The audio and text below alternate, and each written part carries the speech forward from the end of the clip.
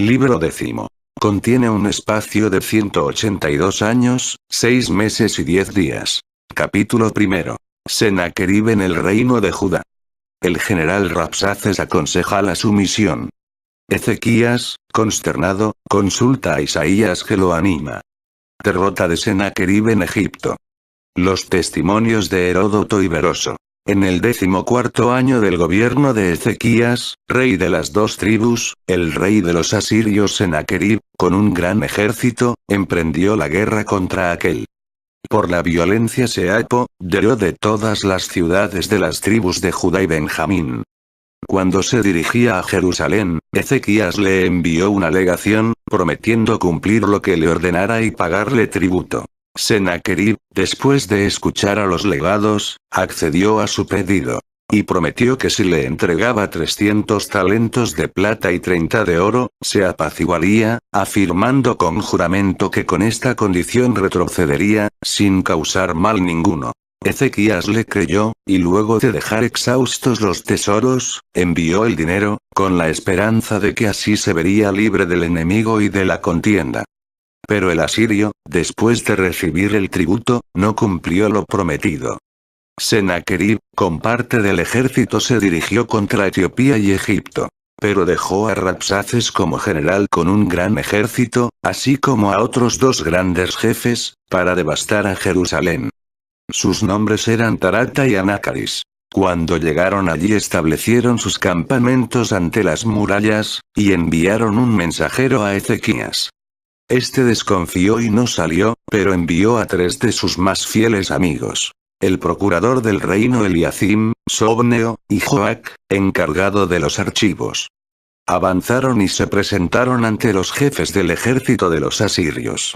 Así que los vio Rabsaces, el jefe principal, les ordenó que se volvieran y preguntaran al rey, de parte del gran rey Sennacherib, cómo era que tenía tanta confianza y seguridad, que no quería atenderlo ni permitir que su ejército penetrara en la ciudad. ¿Confiaba en que los egipcios triunfaran sobre las tropas del rey? Si esta era su esperanza, se engañaba y se parecía a un hombre que se apoya en una caña rota. No solamente se cae, sino que se hiere la mano. Le convenía recordar que esta empresa se realizaba por voluntad de Dios, que les había otorgado poder para destruir el reino de los israelitas, y que de igual manera serían aniquilados los súbditos de Ezequías. Rabsaces habló en hebreo, porque sabía esta lengua, pero Eliacim, por temor de que oyéndolo, la multitud se atemorizara, le rogó que se expresara en lengua siria. Pero el jefe, dándose cuenta de sus sospechas y su miedo, levantó todavía más la voz y respondió a Eliacim. Hablo en hebreo, para que todos me oigan y hagan lo que más les conviene, entregándose. Es evidente que vosotros y vuestro rey engañáis al pueblo con una vana esperanza y lo inducís a que resista. Si el pueblo os sigue y cree estar en condiciones de rechazar a nuestro ejército, estoy dispuesto a entregaros 2000 caballos que tengo aquí, para que les busquéis caballeros adecuados y demostréis vuestro poder. Pero sé bien que no sois capaces de reunir aquello que no tenéis. ¿Por qué, pues, estáis en duda para entregaros a los que son más fuertes que vosotros, y que os han de hacer cautivos de buen o mal grado? Una decisión así tomada voluntariamente será para vuestra salvación. Si, por el contrario, sois arrasados por las armas, vuestra suerte estará llena de peligros y calamidades. Tanto el pueblo como los legados oyeron al comandante decir estas palabras, y se las transmitieron a Ezequías. Él, despojándose de la vestidura real y cubriéndose con un saco, en actitud humilde suplicó a Dios y le rogó que le ayudara, pues no tenía a nadie más en quien confiar. Luego envió mensajeros y sacerdotes a Isaías el profeta, pidiéndole que rogara a Dios e hiciera sacrificios por la salvación de todos, invocando la cólera del Señor sobre los enemigos y piedad para su propio pueblo. El profeta, después de hacer lo que le pedían, en nombre de Dios animó y confortó al rey y a sus amigos, profetizando que los enemigos, sin lucha ninguna serían vencidos y se alejarían ignominiosamente, deponiendo toda la ferocidad que ostentaban, pues Dios los perdería. Además predijo que Sennacherib, rey de los asirios, fracasaría en su campaña contra los egipcios y que, al regresar a su patria, moriría por el hierro. Por la misma época el asirio envió cartas a Ezequías, en las cuales le decía que se portaba como un loco, si creía poder escapar a su yugo, y que había sometido a pueblos mayores y de mayor importancia. Si no abría las puertas de Jerusalén espontáneamente a su ejército, lo amenazaba con que él y su pueblo serían muertos, una vez en su poder. Leídas estas cartas, Ezequías mantuvo sin embargo su buen ánimo, por la confianza que depositara en Dios. Dobló las cartas y las depositó en el templo. De nuevo rogó a Dios que cuidara de la ciudad y de la seguridad de todos. Isaías, su profeta, le dijo que su súplica había sido oída, que por ahora dejarían de sufrir el asedio del asirio y que, en cuanto a lo futuro, libres de sus ataques, cultivarían en paz sus campos y cuidarían sus asuntos. Poco después el rey de los asirios, habiendo fracasado en su incursión contra los egipcios, regresó a su país sin terminar la empresa, por la siguiente razón. Perdió mucho tiempo en el asedio de Pelusio. Las plataformas que había levantado para atacar las murallas de la ciudad eran muy altas y estaba a punto de emprender el ataque, cuando supo que Tarsices, rey de Etiopía, con un gran ejército avanzaba por el desierto para ayudar a los egipcios y había resuelto bruscamente invadir el país de los asirios. Estas noticias turbaron a Sennacherib quien, como dije, antes de dar término a la empresa, se alejó, abandonando a Pelusio. Heródoto, en el segundo libro de sus historias, atestigua que este rey Sennacherib se había dirigido contra el rey de los egipcios, que era sacerdote de Efaístos, y después de sitiar a Pelusio, abandonó el sitio por la siguiente razón. El sacerdote de los egipcios oró a Dios, quien lo oyó y envió una plaga al árabe. Heródoto se equivoca al llamarlo rey de los árabes, y no de los asirios. Narra que una gran multitud de ratones en una sola noche se comió los arcos y demás armas de los asirios. Por lo cual el rey, en vista de que no disponía de arcos, retiró al ejército de Pelusio. En esta forma lo explica Heródoto. También Meroso, que escribió sobre los caldeos, recuerda a Sennacherib, que reinó entre los asirios e hizo guerra a toda el Asia y a Egipto, en esta forma. 5. Sennacherib, de la expedición de Egipto regresó a Jerusalén, donde encontró a las tropas comandadas por Rabsaces en gran peligro por la peste. Dios les envió una enfermedad que, en la primera noche en que sitiaron a la ciudad, mató a 180.000 soldados, con sus capitanes y centuriones. Afectado de temor y dolor a causa de esta calamidad y preocupado por el ejército, con las tropas que le quedaban escapó y se retiró a su ciudad, que se llamaba Nínive. Al poco tiempo, murió asesinado a traición por sus dos hijos mayores Adramelech y Sarasar. Su cuerpo fue depositado en su propio templo, denominado Arasca. Los hijos, perseguidos por los ciudadanos a causa de la muerte del padre, se refugiaron en Armenia. En el reino le sucedió a Saracodas. Así terminó la expedición de los asirios contra Jerusalén. Capítulo 2. Enfermedad de Ezequías. La promesa de Dios. La embajada del rey de Babilonia. Isaías profetiza la destrucción de la dinastía de Judá. Ezequías, libre de tantos peligros en forma inesperada, juntamente con el pueblo ofreció sacrificios a Dios. Porque solo la intervención divina pudo haber producido el exterminio de una parte del enemigo por la peste y la fuga del resto por temor al mismo fin. Poco después de este testimonio de piedad, enfermó gravemente, tanto que los médicos perdieron toda esperanza. Él mismo, al igual que los amigos, esperaba lo peor. Se agregaba a la enfermedad una profunda angustia, al pensar que carecía de hijos y que se iría de esta vida sin heredero y sin legítimo sucesor en el reino.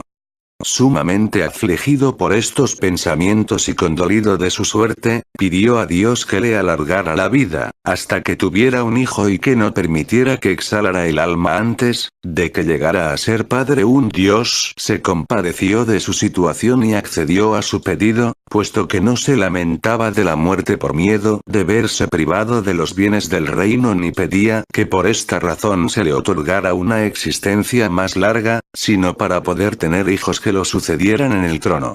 Envió al profeta Isaías a anunciarle que a los 3 días quedaría libre de la enfermedad y que, después de haberse recuperado, viviría 15 años y tendría hijos. El rey, luego que oyó lo que el profeta le decía por mandato de Dios, desconfió, porque la enfermedad era sumamente grave y lo prometido era algo inopinado. Pidió a Isaías que le otorgara una señal o prodigio, a fin de que pudiera creer aquello que afirmaba provenir de Dios, pues los acontecimientos extraordinarios y que superan la esperanza se atestiguan también con algo extraordinario. Interrogado por el profeta qué signo quería, respondió que hiciera que el sol, ya inclinado a los 10 grados, que expandía sombra en el palacio, retrocediera a su punto de partida, de modo que continuara a la luz. Habiendo el profeta orado a Dios para que le otorgara esta señal, vio el rey lo que quería.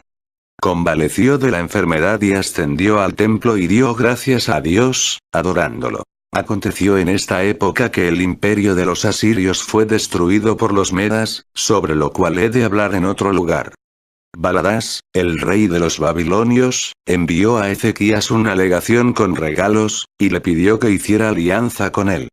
El rey recibió bien a los legados y los obsequió, les mostró los tesoros y el armamento y toda su riqueza en piedras preciosas y oro. Además les entregó regalos para el rey Baladás.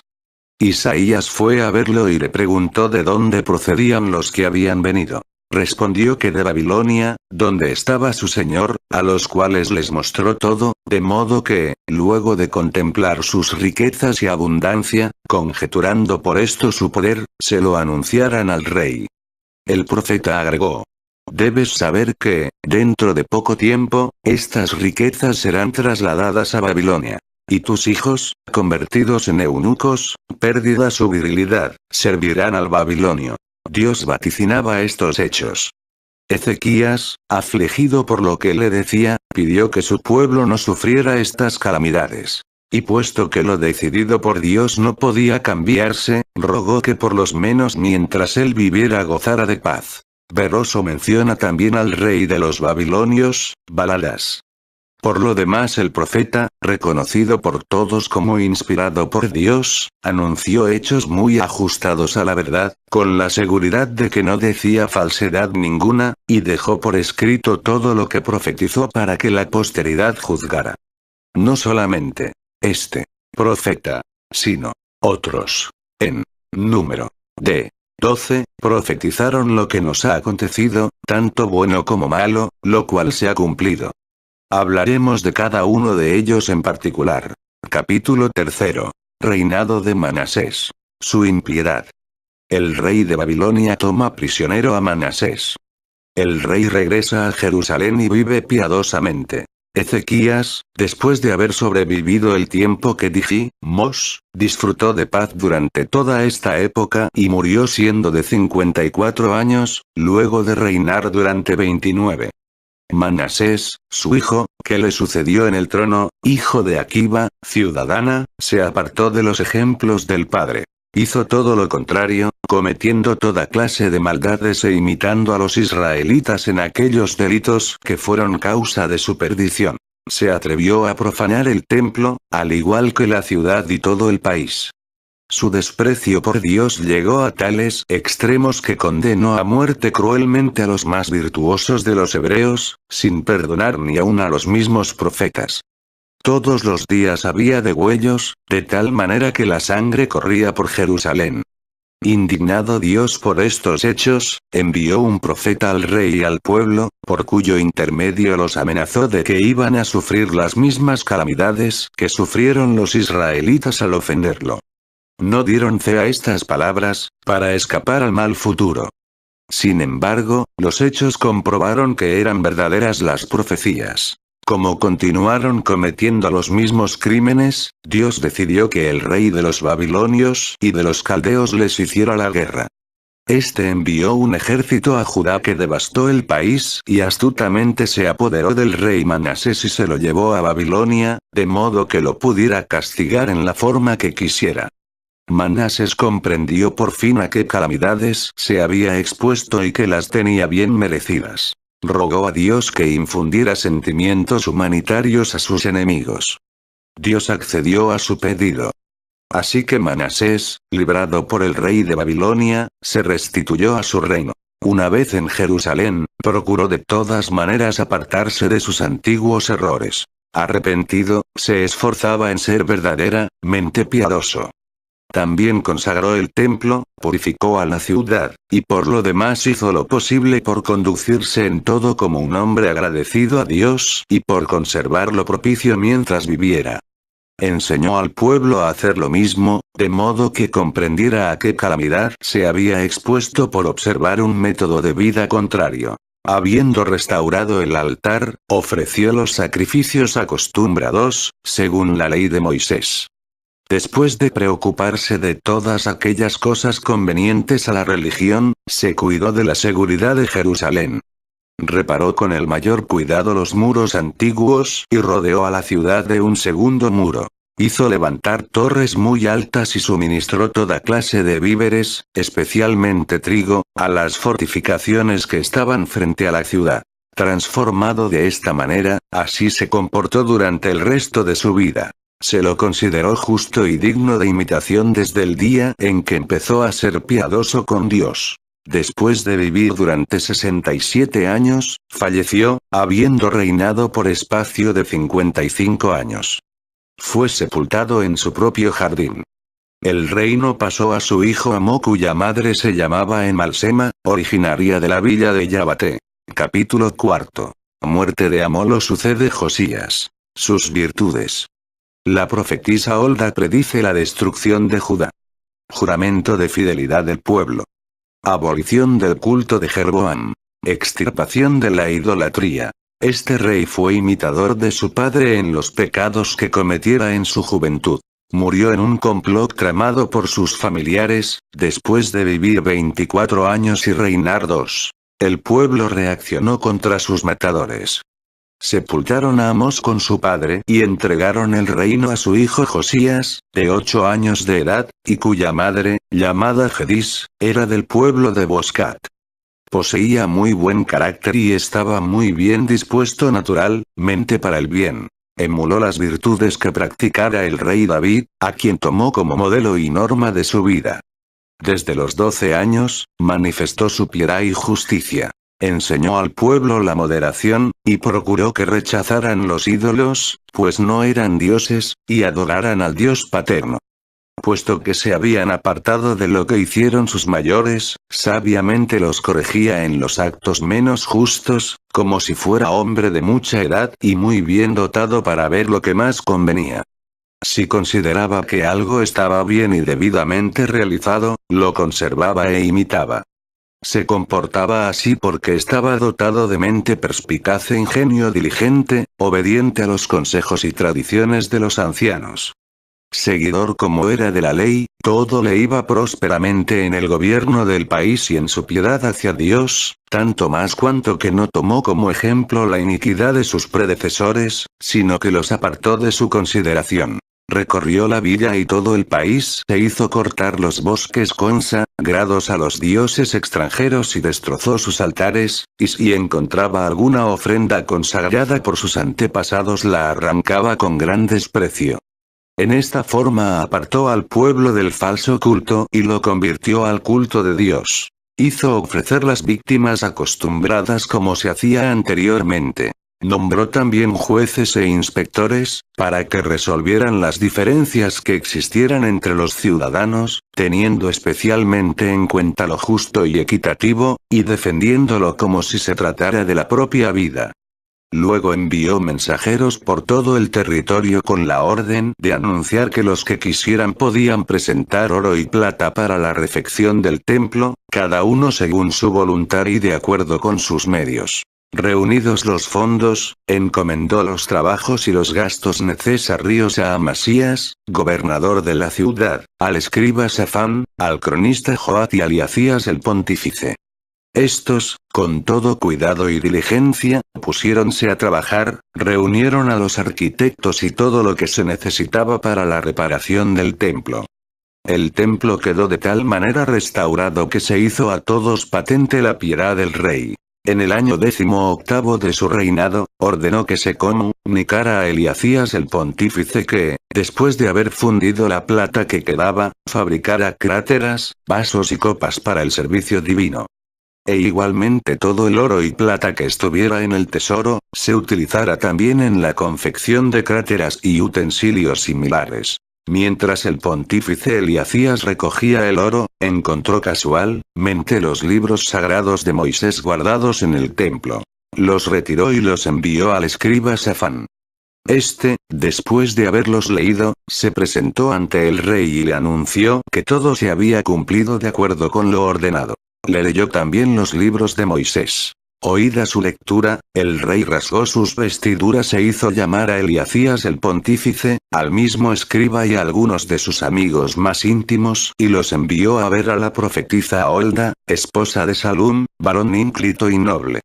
Les ordenó que le dijeran, una vez en su presencia, que aplacara a Dios y lo hiciera propicio. Temía que, a causa de las faltas que sus antepasados cometieron contra la ley de Moisés, fueran deportados y arrancados de sus tierras, y privados de todo llevaran una vida miserable y así murieran en medio de gente extraña. Después que la profetisa escuchó a los mensajeros del rey, ordenóles que le comunicaran que la divinidad había dado su sentencia y que nadie podía ahora revocarla.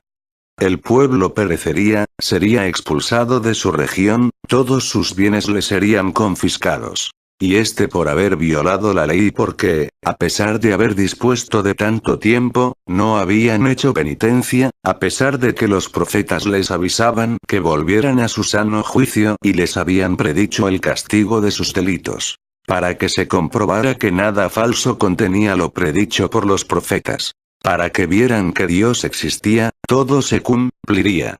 Sin embargo, por haber permanecido justo, las calamidades se demorarían. Pero cuando dejara de pertenecer a los vivos, se realizaría lo decretado. Una vez recibido este vaticinio de la mujer, regresaron y lo contaron al rey. Este envió mensajeros a todas partes, para que ordenaran que se presentaran los sacerdotes y levitas de cualquier edad que fueran.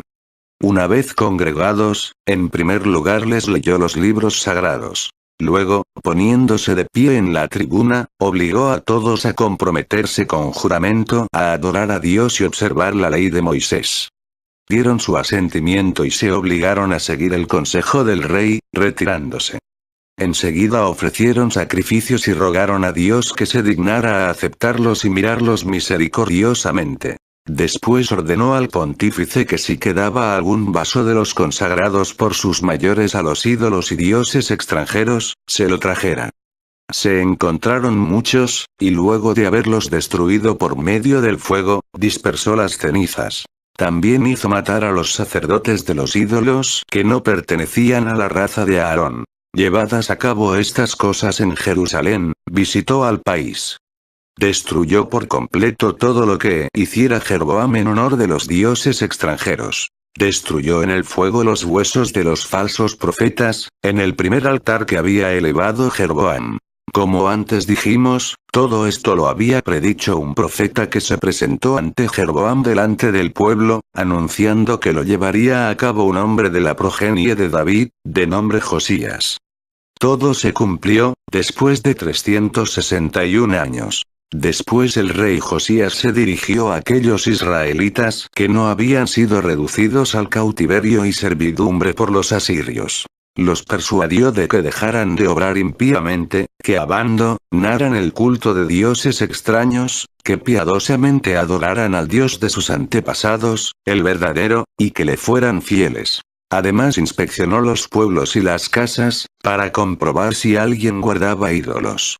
También destruyó los carros que fabricaron sus antepasados, destinados al culto del sol, y cualquier otra cosa que se adorara como Dios. Luego de recorrer el país, convocó al pueblo en Jerusalén para celebrar la fiesta de los ácimos, que también se denomina Pascua. Dio al pueblo, como víctimas pascuales, 30.000 cabritos y corderos de leche y 3.000 bueyes para los sacrificios. Además, los principales de los hebreos entregaron a los sacerdotes, en celebración de la Pascua, 2.600 corderos, e igualmente los jefes de los levitas les dieron 5.000 corderos y 500 bueyes. Con tan gran número de víctimas, los sacrificios se hicieron de acuerdo con la ley de Moisés, presidiendo uno de los sacerdotes y ayudando al pueblo. Nunca se había celebrado una Pascua tan solemne desde los tiempos de Samuel, todo de acuerdo con la ley y las costumbres patrias. Después Josías, habiendo vivido en paz, abundando en riquezas y lleno de gloria, falleció de la siguiente manera. Capítulo 5. Josías intenta oponerse a Necao que quiere pasar por su territorio. Su muerte. Reinado de Joacaz. Necao le opone a Joacim. Muerte de Joacaz. Necao, rey de los egipcios, después de reunir un ejército, se dirigió al río Éufrates, para hacer la guerra a los medios y babilonios que habían destruido el dominio de los asirios. Codiciaba reinar en Asia. Al llegar al pueblo de Mendé, dentro del territorio de Josías, este le impidió que llevara a cabo una expedición contra los medos pasando por su territorio. Necao le envió un mensajero, para comunicarle que el ejército no estaba contra él, sino que quería pasar el Éufrates. Y le aconsejó que no lo irritara, prohibiéndole pasar por su territorio y exponiéndose a que lo atacara. Josías no accedió al pedido de Necao, y siguió determinado a impedirle el tránsito por su territorio. Creo que el destino lo empujaba a tomar esta actitud, para provocar su perdición. Mientras organizaba su ejército y lo inspeccionaba desde un carro de un extremo a otro, un egipcio le lanzó una flecha que calmó su ardor belicoso. Como sufría intensamente, hizo sonar las trompetas y se retiró a Jerusalén. Murió de esta herida y fue sepultado en los sepulcros de sus antepasados, luego de haber vivido 39 años, y reinado 31. El pueblo lo lloró intensamente, durante muchos días, con abundantes lágrimas y tristeza. El profeta Jeremías le compuso una elegía fúnebre, que todavía subsiste en la actualidad. Este profeta anunció también las calamidades que iban a acontecer a la ciudad, y dejó por escrito la ruina que ocurriría en nuestro tiempo, así como la captura de Babilonia. No fue el único en predecir estos hechos al pueblo, sino que también el profeta Ezequiel dejó 2 libros escritos sobre lo mismo. Ambos profetas eran de estirpe sacerdotal. Jeremías vivió en Jerusalén desde el año 13º del reinado de Josías hasta la destrucción del templo y de la ciudad. En su lugar, explicaremos lo perteneciente a este profeta. Muerto Josías, conforme hemos explicado, lo sucedió en el reino su hijo Joacaz, siendo de edad de 23 años. Reinó en Jerusalén. Su madre era Amítala, del pueblo de Lobana. Fue malo y de costumbres perversas. El rey de los egipcios, al regresar de la guerra, obligó a que se presentara Joacaz en la ciudad llamada Amata, que se encuentra en Siria. Ya en su presencia, lo hizo encadenar y entregó el reino a su hermano mayor, del mismo padre, de nombre Eliacim, después de haber cambiado su nombre por el de Joacim. Le impuso un tributo de 100 talentos de plata y 1 de oro.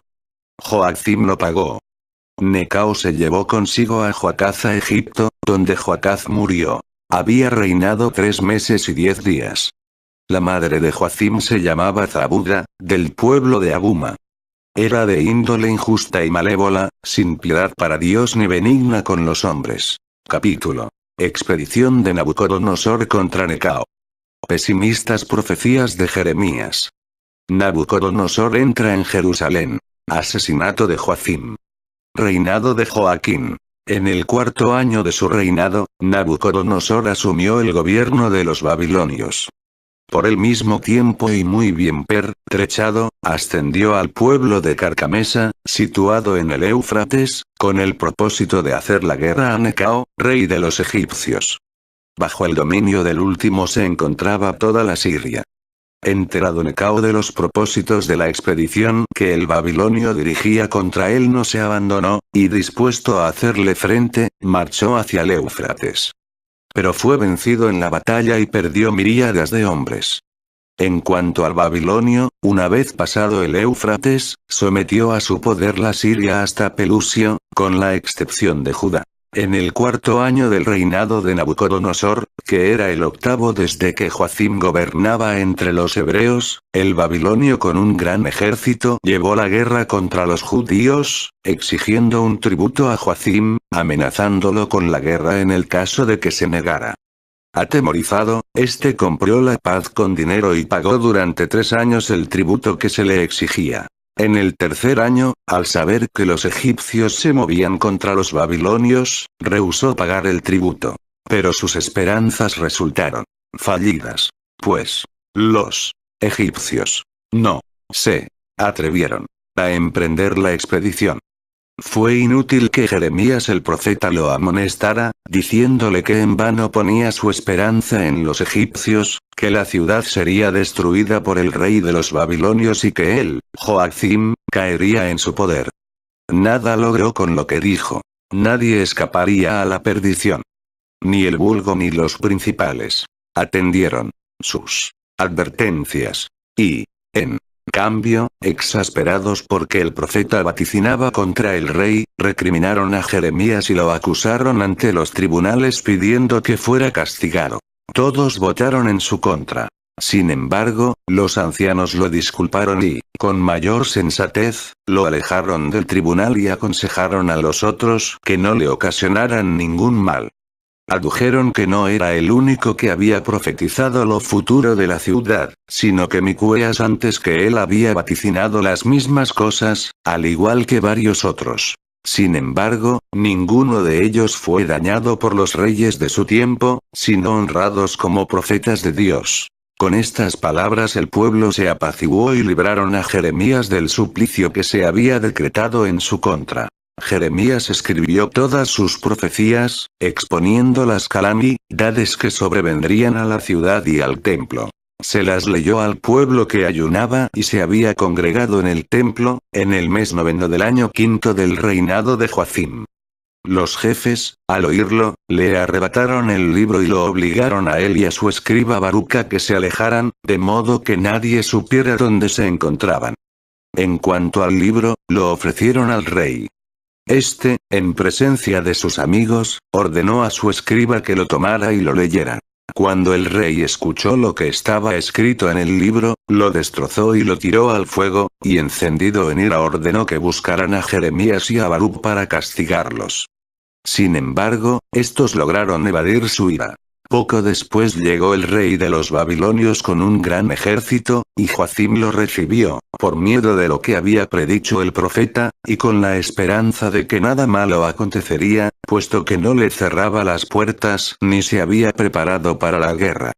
Pero aquel, una vez dentro de la ciudad, no cumplió lo prometido, sino que hizo perecer a los más fuertes y hermosos de los jerosolimítanos juntamente con el rey, al cual mandó dejar insepulto fuera de las murallas. Nombró a su hijo Joaquín rey de la ciudad y de la región. Hizo prisioneros a los principales del pueblo en número de 3000 y se los llevó a Babilonia. Entre ellos se encontraba el profeta Ezequiel, todavía niño. Este fue el fin del rey Joacim, habiendo vivido 36 años y reinado 11. Su sucesor, Joaquim, reinó 3 meses y 10 días. Su madre era una ciudadana, de nombre Nosta. Capítulo 7. Sitio de Jerusalén. Joaquim es reemplazado por Sedecías. Impiedad de Sedecías. Profecías de Ezequiel. Sedecías se subleva contra los babilonios. Derrota de los egipcios, aliados de Sedecías. Jeremías predice la ruina de Jerusalén y del templo. El temor se apoderó del rey de los babilonios después de entregar el reino a Joaquim. Sospechó que, recordando la muerte de su padre, procuraría arrebatarle la región. Envió, pues, un ejército para que asediara a Jerusalén. Joaquim, que era de carácter manso y justo, no quiso que por su causa la ciudad se viera en peligro. Reunió a su madre y sus parientes y los entregó como rehenes a los jefes enviados por el babilonio, contra el juramento de que ni a ellos ni a la ciudad se les ocasionaría ningún daño. Pero la fidelidad a estas palabras no duró ni un año. El rey de los babilonios no la cumplió, sino que por cartas ordenó a los comandantes que se apoderaran de todos los jóvenes y artesanos que hubiera en la ciudad, esto es, 10.830 hombres en total, y también de Joaquim, su madre y sus amigos. Una vez en su poder, los puso bajo custodia. Nombró rey a Sedecías, tío de Joaquim, al cual obligó a comprometerse con juramento que le conservaría la región, que nada nuevo intentaría y que no pactaría con los egipcios. Sedecías tenía 21 años cuando recibió el poder. Era hijo de la misma madre que su hermano Joacim. Menospreciaba lo justo y honesto. Los hombres de edad adulta que lo rodeaban eran impíos, y el pueblo cometía las insolencias que más le placían.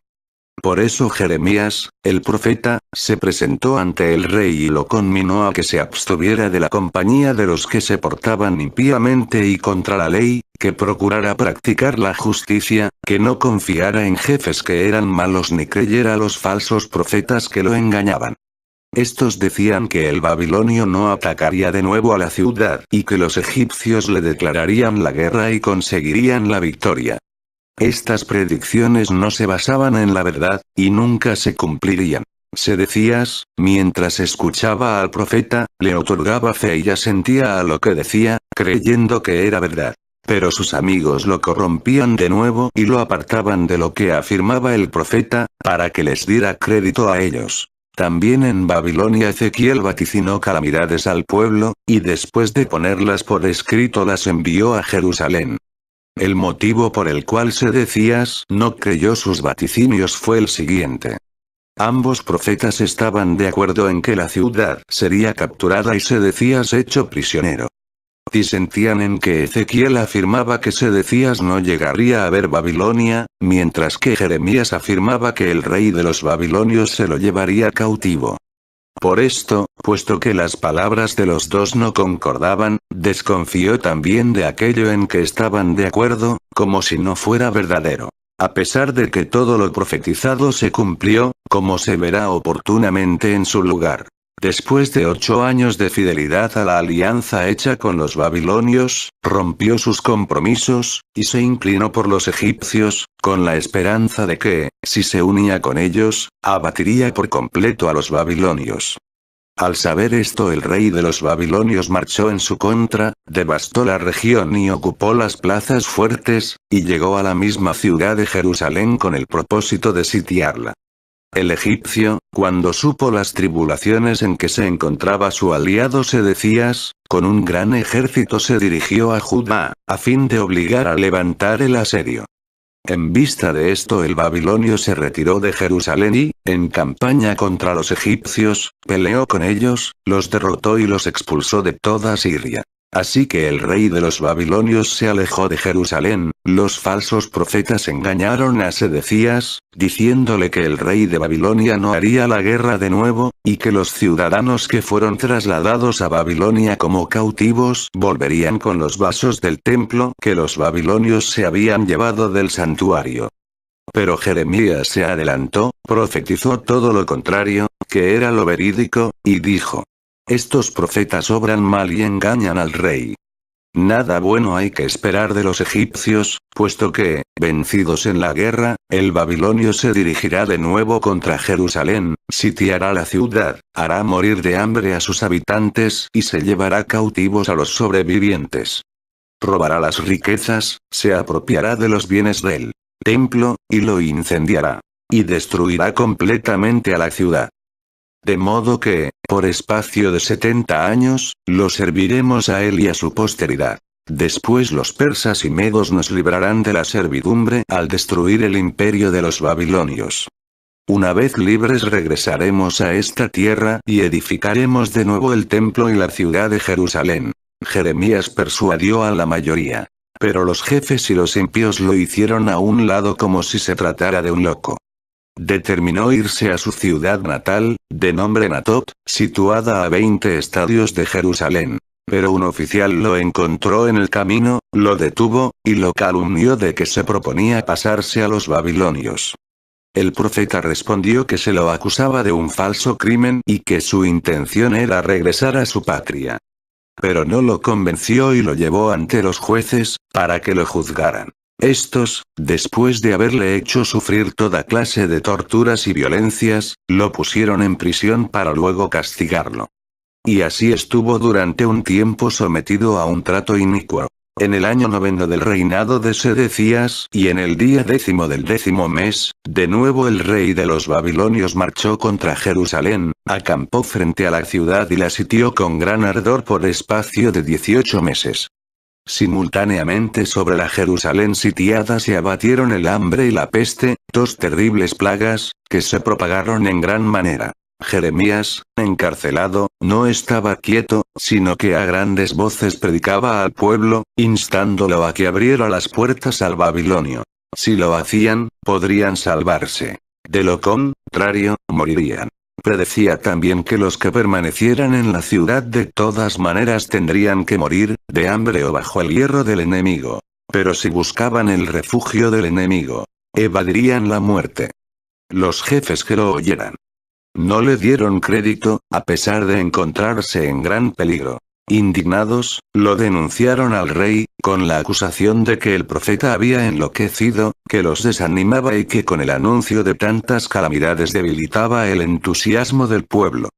Decían que mientras estaban decididos a exponerse por el rey y la patria, el profeta los exhortaba a que se entregaran al refugio del enemigo, pues la ciudad sería capturada y todos exterminados. Pero el rey, por su índole buena y justa, era incapaz de encolerizarse contra Jeremías. Sin embargo, para no atraerse la enemistad de los jefes en estas circunstancias, permitió que hicieran lo que quisieran con el profeta. Con esta concesión, de inmediato fueron a la cárcel. Sacaron al cautivo y lo llevaron a un pozo lleno de lodo y lo bajaron a él con cuerdas, para que muriera ahogado. El lodo le llegaba hasta la garganta. Uno de los servidores del rey, que por entonces era tenido en mucho aprecio, de raza etíope, contó al rey lo que habían hecho con el profeta, diciendo que era una iniquidad de parte de los amigos del rey y de los jefes el haber sumergido al profeta en el barro, dándole una muerte más cruel que la que se da a un prisionero con la espada. Cuando oyó esto el rey, se arrepintió de haber dejado al profeta en poder de los jefes. Ordenó al etíope que con 30 criados de la casa real, con cuerdas y con todo lo que fuera necesario, se esforzaran en sacar a Jeremías del pozo. El etíope y sus acompañantes extrajeron a Jeremías del pozo y lo dejaron en libertad. El rey lo mandó llamar secretamente, para que le hablara de parte de Dios y lo ayudara. Jeremías le contestó que ciertamente tenía algo que decirle, pero agregó que no le daría crédito ni tendría en cuenta sus exhortaciones. «¿Qué mal he cometido?», dijo, «para que tus amigos determinaran perderme? ¿Dónde se encuentran ahora aquellos que afirmaban que el babilonio no volvería para hacer la guerra y que te engañaban? Temo todavía que si digo la verdad, no me castigues con la muerte». El rey le prometió con juramento que no lo mataría ni lo entregaría a los jefes. Confiado en este juramento, le aconsejó que rindiera la ciudad al babilonio. Agregó que este era el oráculo de Dios expresado por su boca, si quería salvarse, escapar a un peligro inminente y si no quería que la ciudad y el templo fueran totalmente destruidos. Pero si no lo cumplía, sería causa de todos estos males para los ciudadanos y para él mismo y los suyos. Cuando oyó estas palabras el rey le dijo que por su parte preferiría seguir sus indicaciones. Pero, ¿qué temía? Los tránsfugas que se habían pasado al lado del babilonio y que lo calumniarían, y el rey de Babilonia lo haría torturar. El profeta lo animó y le dijo que el miedo de ser atormentado carecía de fundamento. Nada malo le acontecería si rendía la ciudad a los babilonios, ni a él ni a sus hijos, ni a sus mujeres, y que el mismo templo quedaría ileso.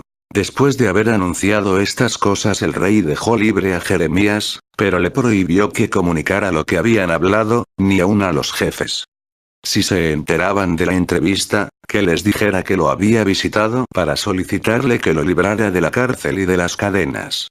Y así les habló, de acuerdo con lo ordenado por el rey. Pues le preguntaron qué le había dicho al rey.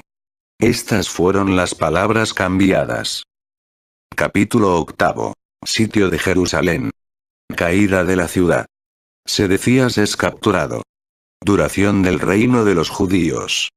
Saqueo e incendio del templo. Deportación del pueblo y de los nobles. Muerte de Sedecías. El babilonio sitió enérgica y tenazmente a Jerusalén. Construyó torres con tierra amontonada, desde las cuales rechazaba a los que luchaban desde las murallas. También hizo levantar alrededor terrazas de la misma altura que las murallas. Por su parte, los defensores soportaron el sitio con gran vigor y resistencia. No sucumbieron ni al hambre ni a la peste, a pesar de que eran atormentados por estas calamidades, sino que antes bien se reanimaban para sufrir las asperezas de la guerra. No los aterrorizaron las invenciones y construcciones de los enemigos, e imaginaron nuevas máquinas para oponérselas. Hubo entre jerosolimítanos y babilonios una pugna de invención e ingenio, pues mientras unos creían que se apoderarían de la ciudad, gracias a su habilidad, los otros esperaban que inventando sin tregua ni reposo medios para defenderse, inutilizarían las máquinas de sus enemigos. Lo sufrieron durante 18 meses, hasta que fueron consumidos por la peste y destruidos por las flechas que los enemigos les lanzaban desde las altas torres. La ciudad fue capturada en el año 11 del reinado de Sedecías, en el día 9 del cuarto mes. Cayó en poder de los comandantes babilonios, a quienes Nabucodonosor ordenó el sitio de la ciudad, pues él se encontraba en la villa de Reblata. Los nombres de los comandantes que sometieron a Jerusalén, si es que alguien quiere saberlos, eran los siguientes: Nergelear, Aremanto, Semegar, Nabosar y Ekaramsaris. La ciudad fue capturada cerca de la medianoche. Los jefes enemigos entraron en el templo, y cuando lo supo el rey Sedecías, en compañía de sus mujeres, hijos, capitanes y amigos, se escapó de la ciudad a través de una torrentera fortificada y por el desierto. Algunos tránsfugas lo informaron a los babilonios que, al alba, se lanzaron en su persecución. Los alcanzaron y rodearon cerca de Jericó. Los amigos y capitanes, que acompañaron a Sedecías en su fuga, al ver a los enemigos, se dispersaron. Cada cual, por su cuenta, buscando salvarse. Sedecías fue capturado con unos pocos acompañantes. Y con sus hijos y mujeres lo llevaron ante el rey. Nabucodonosor lo trató de impío y traidor a los pactos, pues no había cumplido las promesas de conservarle la región. Le reprochó su ingratitud, pues habiendo obtenido el reino gracias a él, después de quitárselo a Joaquín para entregárselo, se rebeló contra su benefactor. Pero, dijo, Dios es grande, e indignado de tu conducta te ha entregado en mis manos. Después de increpar a Sedecías con estas palabras, ordenó que sacrificaran a sus hijos y amigos en su presencia, y ante los demás cautivos. Luego hizo sacar los ojos a Sedecías y lo llevó encadenado a Babilonia. Y esto le aconteció, de acuerdo con lo que fue predicado por los profetas Jeremías y Ezequiel. Con su boca hablaría al babilonio y con sus ojos lo vería, según dijo Jeremías. Sin embargo, privado de la vista y llevado a Babilonia no vio a la ciudad, de acuerdo con lo que predijo Ezequiel. Hemos relatado estos hechos, para que los ignorantes escudriñen la naturaleza divina, tan variada y fértil en recursos. Hace que acontezca cada cosa a su tiempo y orden y predice lo futuro. Esto muestra también la ignorancia y la incredulidad de los hombres que, imposibilitados de prever lo que ha de venir, de improviso se ven envueltos en calamidades que son incapaces de evitar. Este es el fin que tuvieron los reyes de la estirpe de David. En número de 21 gobernaron por espacio de 514 años, 6 meses y 10 días. Durante 20 años el reino perteneció a Saúl, que era de diferente tribu. El babilonio envió a Jerusalén a su general Nabuzaradán para que saqueara el templo. Le ordenó que lo incendiara al igual que el palacio real, que arrasara la ciudad y transportara el pueblo a Babilonia. Llegó a Jerusalén en el año 11 del reinado de Sedecías, saqueó el templo, expropió los vasos de oro y plata consagrados a Dios, así como la gran vasija dedicada por Salomón, las columnas de bronce con sus capiteles, las mesas de oro y los candelabros. Después que se apoderó de todo esto, incendió el templo en el 5.º mes, en el día primero, año 11 del reinado de Sedecías y el 18º de Nabucodonosor. Incendió también el palacio y arrasó la ciudad. El templo fue incendiado a los 470 años, 6 meses y 10 días de su fundación. Hacía 1062 años, 6 meses y 10 días que el pueblo había salido de Egipto. Desde el diluvio hasta la destrucción del templo habían pasado 1957 años, 6 meses y 10 días. Y desde la creación de Adán, 3513 años, 6 meses y 10 días. Esto en cuanto al número de años. Lo que aconteció durante este período lo hemos explicado detalladamente. El general del rey de los babilonios, después de destruir el templo y deportar al pueblo, hizo cautivos a Sareas, el sumo pontífice, y al que estaba en segundo lugar, Sofonías, a los 3 jefes de la guardia del templo, al eunuco colocado al frente de los hombres de armas, 7 amigos de Sedecías, su escriba y otros 60 jefes. A todos ellos, con los vasos que robó, los llevó a Reblata, ciudad de Siria. Allí el rey hizo cortar la cabeza al pontífice y a los jefes, y se llevó a los cautivos a Babilonia, entre ellos a Sedecías. Además se llevó encadenado a Josadoc, sumo pontífice, hijo del sumo pontífice Sareas, a quien mató en Reblata, como hemos dicho antes. Puesto que hemos reseñado la raza de los reyes, quiénes fueron y cuántos años vivieron y reinaron, nos parece también conveniente decir los nombres de los sumos pontífices que obtuvieron esta dignidad bajo los reyes. El primero fue Sadod en el templo construido por Salomón. Le sucedió su hijo Ahimás y después Azarías. A este Joram. A Joram, y de este lo recibió Axioram.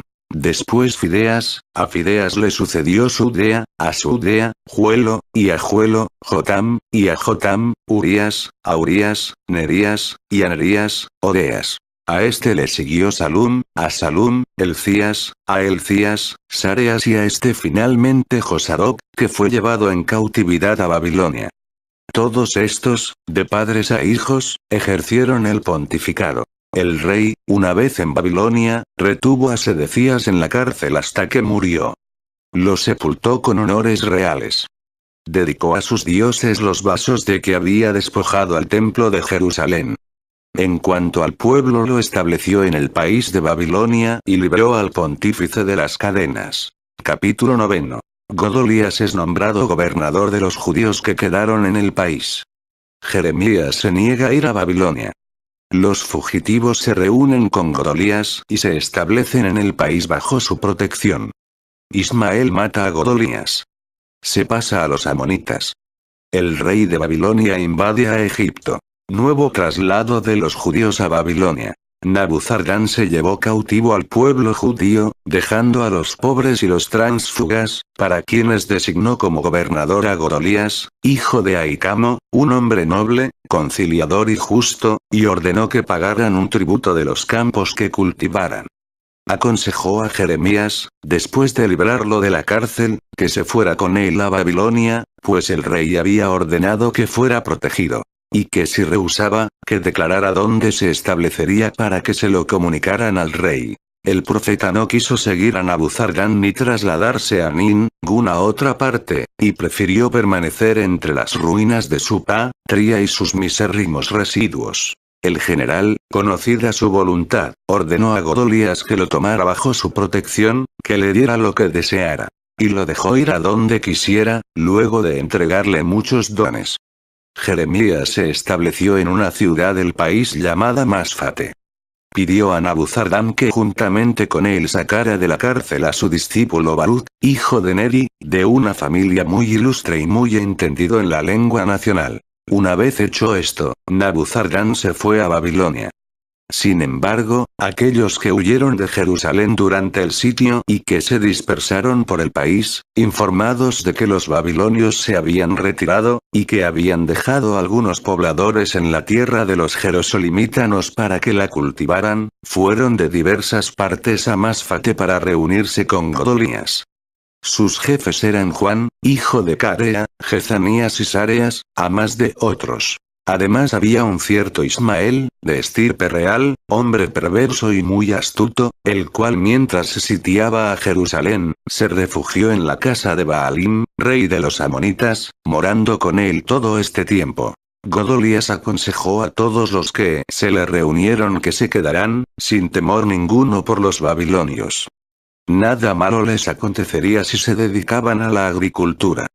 Se lo afirmó con juramento, agregando que él era su defensor, de modo que si surgiera algún inconveniente, procuraría resolverlo cuanto antes.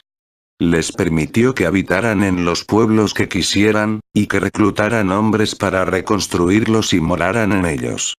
Les aconsejó que prepararan, mientras el tiempo lo permitiera, trigo, vino y aceite, a fin de que no sufrieran hambre en el invierno. Dichas estas cosas, los envió a aquellas regiones donde quería vivir cada uno de ellos. Divulgado entre los pueblos vecinos de Judá que Godolías recibía muy humanamente a los tránsfugas que regresaban y que les permitía cultivar los campos con la condición de que pagaran tributo a los babilonios, muchos de ellos también acudieron a Godolías, para morar en la región. Juan y los jefes que estaban con él, tocados por la benignidad y humanidad de Godolías, lo tuvieron en gran aprecio y le revelaron que Baalim, rey de los amonitas, le enviaría a Ismael, el cual a traición y ocultamente lo mataría, para gobernar a los israelitas. Ismael procedía de estirpe real. Añadieron que lo librarían de estas maquinaciones, si les permitía matar a Ismael, sin que nadie lo supiera. Temían que si asesinaban a Godolías, desaparecían totalmente los residuos del pueblo de los israelitas. Pero Godolías no prestó fe a lo que le decían, pues no podía creer tal comportamiento en un hombre a quien había tratado bien. Se negó a creer que un hombre que cuando se encontraba en gran necesidad había recibido de él muchos favores, fuera tan ingrato e impío con su benefactor que quisiera matarlo con su propia mano. Y en el supuesto de que esto fuera verdad, prefería morir a manos de Ismael, antes que matar a un hombre que había acudido a su lado y puesto su vida bajo su salvaguardia. Juan y los jefes que con él estaban, en vista de que no podían persuadir a Godolías, se retiraron. Después de 30 días, Ismael se presentó en Basfate ante Godolías, y con él otros 10 hombres. Godolías les ofreció un gran banquete y regalos, y se embriagó durante la recepción. Ismael, dándose cuenta de ello, al verlo inconsciente y soñoliento a causa del vino, de repente con sus amigos se levantó y lo mató, juntamente con los que lo acompañaban en la mesa. Inmediatamente después de esta matanza, salió y mató a todos los judíos que encontró en la ciudad, así como también a los soldados que habían dejado los babilonios. Al siguiente día 80 varones, ignorantes de lo que había acontecido a Godolías, se presentaron para ofrecerle regalos. Ismael, así que los vio, ordenó que los hicieran entrar. Una vez dentro, cerrado el atrio, los asesinó, y sus cuerpos, para que no fueran descubiertos, los hizo arrojar a una fosa profunda. De estos 80 perdonó a algunos que le habían pedido tuviera en cuenta, antes de matarlos, que de ellos había recibido muebles, vestidos y trigo. Oído esto, Ismael los perdonó. redujo a cautividad al pueblo de Masfate con las mujeres y los niños, y entre ellos a las hijas de Sedecías que el general de los babilonios Nabuzardán había dejado en poder de Godolías. Realizado todo esto, volvió a reunirse con el rey de los amonitas. Juan y los jefes que con él estaban, se indignaron en gran manera cuando se informaron del crimen cometido por Ismael en Masfate y la muerte de Godolías. Cada uno de ellos reunió a los soldados de que disponía y partieron para hacer la guerra a Ismael. Lo sorprendieron cerca de la fuente de Hebrón. Los prisioneros de Ismael se alegraron, a la vista de Juan y de los jefes, confiados de que venían en su auxilio, de modo que abandonando al que los había capturado, se pasaron a Juan. Pero Ismael con 8 hombres buscó refugio junto al rey de los amonitas. Juan recibió a los que se habían evadido de manos de Ismael, así como también a los eunucos, las mujeres y los niños. Llegó a cierto lugar denominado Mandra, donde permaneció durante un día. Determinaron desde allí pasar a Egipto, pues temían que si se quedaban en la región, los babilonios, indignados por la muerte de Godolías, los matarían. En medio de las dudas, Juan hijo de Caria y sus compañeros, los jefes de la milicia, acudieron a Jeremías, para pedirle que rogara a Dios que les manifestara lo que debían hacer, comprometiéndose con juramento a cumplir lo que ordenara Jeremías. El profeta oró por ellos. 10 días después, Dios se le apareció y le ordenó que dijera a Juan, a los otros jefes y al pueblo, que si permanecían en su tierra, los tomaría bajo su cuidado y los libraría de los babilonios. Pero si se iban a Egipto, acontecería que, a causa de su indignación, sufrirían los mismos males que anteriormente habían sufrido sus padres. Jeremías se lo comunicó a Juan y al pueblo, pero no creyeron que era por mandato divino que los instaba a permanecer en la región. Pensaron que para complacer a su discípulo Baruc, hacía mentir a Dios y les aconsejaba que no se fueran a Egipto, a fin de que los babilonios los mataran. El pueblo y Juan, desobedeciendo el mandato de Dios, pasaron a Egipto, llevándose consigo a Jeremías y a Baruc. Una vez allí, Dios certificó la veracidad de lo dicho por el profeta referente a la campaña que iba a emprender el rey de los babilonios contra Egipto. Esto es, que algunos de ellos serían muertos y otros serían llevados en cautividad a Babilonia. Y así aconteció. En el 5.º año de la devastación de Jerusalén, que es el 23º del reinado de Nabucodonosor, este marchó con su ejército contra la Celesiria. Después de ocuparla, hizo la guerra a los amonitas y los moabitas. Una vez que los hubo dominado, invadió a Egipto para dominarlo. Mató al rey reinante y puso a otro en su lugar. Hizo de nuevo prisioneros a los judíos que se encontraban allí y se los llevó a Babilonia. Es así como los hebreos, a quienes tan mal les iba, fueron trasladados 2 veces más allá del Éufrates, conforme se ha transmitido.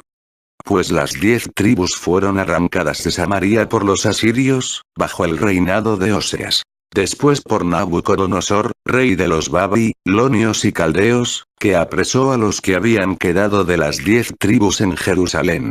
Pero Salmanasar, después de arrancar a los israelitas de su región, puso en su lugar a los cuteos que primeramente habitaban en el interior de Persia y Media. Desde entonces fueron llamados samaritanos por el lugar donde los trasladaron. Pero el rey de los babilonios, después de llevarse a las 2 tribus, a nadie puso en su lugar. Por lo cual toda Judá con Jerusalén y el templo permaneció desierta durante 70 años. Entre la cautividad de las 10 tribus y la deportación de las 2 tribus pasaron 130 años, 6 meses y 10 días. Capítulo 10. Daniel y sus 3 compañeros. El sueño de Nabucodonosor. Daniel suplica a Dios que le revele la explicación. Los compañeros de Daniel escapan milagrosamente del fuego. Nuevo sueño de Nabucodonosor. Daniel lo explica. El rey de Babilonia, Nabucodonosor, tomando a los hijos de los nobles de los judíos y los parientes de su rey Sedecías, que se distinguían por su fortaleza física y la hermosura de su rostro, los confió a pedagogos, para que los instruyeran, después de haber convertido a algunos de ellos en eunucos. En la misma forma trató a otros jóvenes de otras naciones que había reducido a cautividad. Comían los mismos alimentos que él, y los hacía formar en las tradiciones del país y las letras de los caldeos. Estaban bien versados en aquellas ciencias en que se ejercitaban. Entre ellos se encontraban 4 de la familia de Sedecías, hermosos físicamente y dotados de óptimo ingenio. Sus nombres eran Daniel, Ananías, Misael y Azarías. El babilonio les mudó los nombres y ordenó que se llamaran Daniel, Baltasar; Ananías, Sedraques; Misael, Misaques; y Azarías, Abdenago. A causa de su carácter y por el empeño que ponían en los estudios, y por lo que habían adelantado en conocimientos, el rey los tenía en gran honor y cariño. Pero Daniel y sus compañeros resolvieron vivir austeramente y abstenerse de las comidas de la mesa real y, en general, de toda carne viviente. Hablaron a Ascanes, el eunuco a quien habían sido confiados para que los cuidara, y le dijeron que consumiera lo que les llevaba de parte del rey y que a ellos les diera legumbres y dátiles o cualquier otra cosa, menos alimento animal. Preferían alimentarse en esta forma y menospreciaban cualquier otra clase de alimentos. Contestó Ascanes que estaba dispuesto a complacerlos, pero temía que si llegara a saberse, por la delgadez de sus cuerpos y la alteración de sus facciones, pues necesariamente con tal régimen se les transformaría el cuerpo y el aspecto, sobre todo en comparación con los otros jóvenes bien alimentados, temía que por ello incurriera en responsabilidad y castigo. Lograron, sin embargo, persuadir a Ascanes que por espacio de 10 días los sometiera a ese régimen. Si sus cuerpos en nada se perjudicaban, continuarían usando del mismo alimento. Pero si se tornaban macilentos y en peores condiciones que los demás, volverían a comer los alimentos anteriores. No solamente no desmejoraron, sino que sus cuerpos se hicieron más robustos y mejor formados, de tal modo que parecían inferiores a aquellos que gozaban de la magnificencia real, mientras que Daniel y sus compañeros parecía que nadaban en la abundancia y que vivían lujuriosamente. Ascanes, exento de miedo, se quedaba con las comidas que el rey enviaba a los jóvenes de su propia mesa, y les entregaba lo que antes dijimos. Los jóvenes, con la mente más pura y más clara, y el cuerpo más dispuesto para el trabajo, pues no estaban entorpecidos por la variedad de alimentos ni sus cuerpos se volvían más muelles, aprendieron con facilidad todas las doctrinas de los hebreos y los caldeos. Daniel, por otro lado, más instruido que los demás en la sabiduría, se dedicó a la interpretación de los sueños, pues evidentemente la divinidad estaba en su favor. 2 años después de la devastación de Egipto, el rey Nabucodonosor vio en sueños algo que consideró admirable y cuyo sentido Dios se lo hizo comprender mientras dormía. Pero lo olvidó por completo cuando se levantó del lecho. Reunió a los magos, caldeos y adivinos. Les dijo que había visto un sueño, pero que luego lo olvidó. Ordenóles que le dijeran el sueño y su interpretación. Le respondieron que humanamente esto no era posible. Pero que si les dijera el sueño, ellos se esforzarían en interpretarlo. Entonces los amenazó con la muerte, si no le aclaraban el sueño. Dijo que serían ejecutados todos aquellos que confesaran que no era posible satisfacer su deseo. Informado Daniel de la orden del rey, de que se mataría a todos los sabios, y que él con los suyos estaban en peligro, se presentó ante Arioco, el que estaba al frente de los satélites del rey. Le preguntó cuál era el motivo de que el rey hubiera dado orden de matar a todos los sabios, los caldeos y los magos. Supo de qué se trataba, que el rey había ordenado que le recordaran lo que le aconteciera en sueños, a lo que dijeron que no podían y que el rey se indignó. Pidió a Arioco que solicitara al rey una noche de gracia en favor de los magos y que retardara su muerte. Tenía esperanzas de que si lo pedía a Dios, llegaría a poder informarse del sueño. Arioco se presentó al rey para pedírselo en nombre de Daniel. El joven, junto con sus allegados, se encerró en su casa. Durante toda la noche oró a Dios para que salvara a los magos y caldeos, con los cuales ellos mismos tendrían que morir, y los librara de la ira del rey. que le manifestara la visión que había visto el rey la noche anterior y que se le había olvidado. Dios, compadecido de los que estaban en peligro y complacido de la sabiduría de Daniel, le reveló el sueño y su interpretación, de modo que el rey supiera de qué se trataba. Daniel, después que recibió esta revelación, lleno de gozo comunicó el asunto a sus hermanos, los cuales, desesperados de vivir y pensando en la muerte, libres de terror, recobraron la esperanza. Juntos dieron gracias a Dios por haberse compadecido de su juventud. Daniel pidió a Arioco que lo presentara al rey, pues quería declararle lo que había visto durante la noche precedente. Daniel, en presencia del rey, le solicitó que no creyera que él valía más que los demás caldeos y magos, a pesar de que el sueño que ninguno de ellos había podido adivinar, él lo iba a aclarar. No se debía a su experiencia o a una experiencia mejor ejercitada, sino que Dios, dijo, compadecido de nosotros por estar en peligro de muerte, me reveló a mí, que pedía por mi vida y la de mis compatriotas, el sueño y su interpretación. No me preocupaba menos la tristeza que sentía por nuestra muerte, que el cuidado de tu gloria, pues, indebidamente habías dado orden de matar a varones buenos y honestos, por exigirles lo que está por encima de la sabiduría humana, lo que solo pertenece a Dios. Mientras pensabas quién sería el que disfrutaría del poder después de ti, acostado en el lecho, Dios quiso manifestarte quiénes debían reinar y te envió el siguiente sueño. Te pareció ver una gran estatua de pie cuya cabeza era de oro, los hombros y los brazos de plata, el vientre y los muslos de cobre y las piernas y los pies de hierro. Luego viste una gran piedra que cayó desde un monte sobre la estatua, y la destruyó a tal extremo, que no quedó parte ninguna de ella, sino que el oro, la plata, el hierro y el cobre quedaron más desmenuzados que la harina. Y el polvo resultante, arrastrado por un fuerte viento, quedó dispersado a lo largo y a lo ancho. Pero la piedra creció tanto que parecía ocupar toda la tierra. Este es el sueño que viste, cuya interpretación es la siguiente.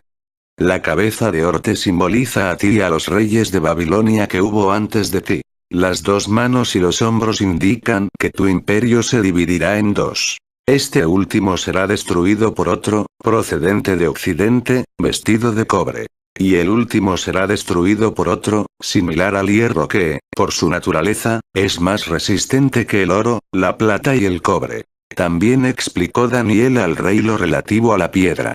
Pero creo que no debo referirlo, puesto que mi propósito no es exponer lo futuro, sino lo pasado. Pero si alguien, ávido de saber más, no quiere desistir de este conocimiento, para conocer lo futuro, procúrese el libro de Daniel y léalo. Lo encontrará en las Sagradas Escrituras. Después que el rey Nabucodonosor oyó estas palabras en las cuales reconoció su sueño, se admiró del genio de Daniel. Postrándose sobre su rostro, en la forma en que se acostumbra a adorar a Dios, veneró a Daniel y ordenó que se le hicieran sacrificios como a un dios. Y todavía no satisfecho, le impuso el nombre de su Dios, y nombró a él y a sus allegados los primeros de su imperio.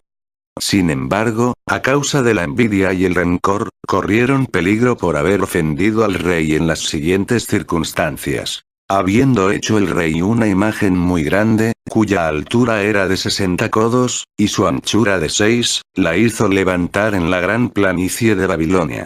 Para consagrarla en forma solemne convocó a los príncipes de todo su territorio, y les ordenó que así que oyeran el sonido de la trompeta se prosternaran y adoraran la estatua. Amenazó a los que así no lo hicieran con echarlos al horno ardiente. De modo que todos, así que oyeron el sonido de la trompeta, veneraron al coloso.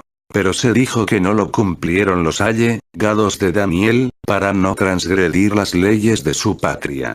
Considerados culpables, de inmediato fueron echados al horno ardiente, del cual fueron preservados gracias a la divina providencia. Contra lo que todos opinaban fueron librados de la muerte. El fuego ni los tocó, como si supiera que aquellos varones eran puros de todo crimen. Las llamas parecían carecer del poder de quemar, durante todo el tiempo que los jóvenes permanecieron entre ellas. Dios había protegido sus cuerpos para que el fuego no los perjudicara. Por este motivo el rey les otorgó su gracia como varones honestos y agradables a Dios, de manera que en adelante fueran tenidos en gran honor. Poco después el rey vio en sueños otra visión. Privado de su gobierno vivía entre las bestias, y luego de pasar 7 años en soledad de nuevo recuperaba el reino. Llamó de nuevo a los magos, y, después de contarles el sueño, les pidió que le dieran la explicación. Ninguno de ellos pudo encontrar el sentido de la visión y explicarlo, con la excepción de Daniel. Y los hechos acontecieron tal como los expuso. Luego de pasar en soledad el tiempo antedicho, sin que nadie se atreviera durante este septenio a hacerse cargo del gobierno, el rey rogó a Dios que le hiciera recobrar el reino. Nadie me reproche el que explique estos hechos tal como los encuentro en los libros antiguos, puesto que desde el principio de esta obra ya advertí a los que me pedían que los narrara, que no haría otra cosa sino verter al griego los libros de los hebreos, prometiendo no exponer nada que sea mío o agregar algo por mi propia cuenta. Capítulo 11. Testimonios de Beroso, Megástenes, Diocles y otros sobre Nabucodonosor. Sus sucesores. Baltasar. La mano misteriosa que escribe palabras en la pared. Explicación de Daniel. Los sátrapas, celosos de Daniel, conspiran para prenderlo. Daniel en la cueva de los leones. La torre construida por Daniel. Se cumplen sus profecías. El rey Nabucodonosor, después de haber reinado 43 años, falleció. Fue hombre emprendedor y más afortunado que los reyes que lo precedieron. Recuerda sus hechos Beroso en el tercer libro de la historia caldea, con estas palabras. Habiendo sabido su padre Nabopolassar que el sátrapa encargado de gobernar a Egipto, la Baja Siria y Fenicia, lo había traicionado, y considerándose ya incapaz de soportar las fatigas de la guerra, entregó a su hijo Nabucodonosor, todavía joven, parte del ejército y lo envió contra el rebelde. Nabucodonosor se dirigió contra aquel que se había separado, lo venció y redujo el territorio a su dominio. Aconteció por el mismo tiempo que su padre Nabopolassar, habiendo caído enfermo, falleció, luego de reinar 21 años. Nabucodonosor, informado de la muerte de su padre, se apresuró a ordenar los asuntos en Egipto y restantes territorios. Los prisioneros hechos en Judá, Fenicia, Siria y Egipto fueron conducidos bajo su dirección, por algunos de sus amigos, junto con las tropas, con armamento más pesado y el resto del bagaje.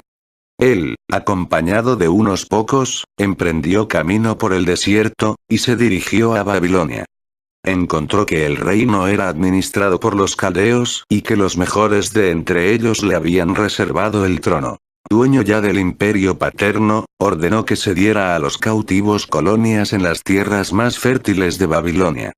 Con el botín de guerra adornó magníficamente el santuario de Bel y de otros dioses, restauró la ciudad antigua y construyó para sus súbditos una ciudad nueva.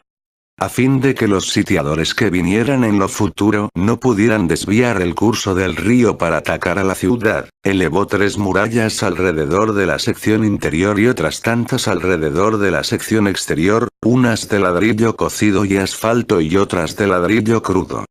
Luego que protegiera la ciudad y la adornara con magníficas puertas, al lado del palacio real de su padre levantó un segundo palacio, de cuya altura y esplendor quizás sea superfluo hacer la descripción. Basta decir que, a pesar de su grandeza y esplendidez, fue terminado en 15 días. En este jardín hizo construir terrazas altas de piedra, a las que dio la forma de montañas, en las cuales plantó árboles de todas clases. Instaló lo que se llama el parque suspendido, puesto que su esposa, formada en el país medo, quería encontrar los lugares montañosos de su patria.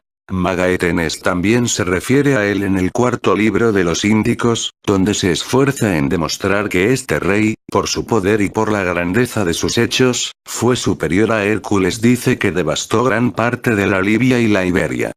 También lo menciona Diocles en el segundo libro de los persas, así como Filóstrato en las historias de los índicos y fenicios. Dice que sitió a Tiro por espacio de 13 años, siendo su rey Tobal. Esto es lo que nos dicen los historiadores de este rey. Después de la muerte de Nabucodonosor, su reino pasó a su hijo Abilamardak.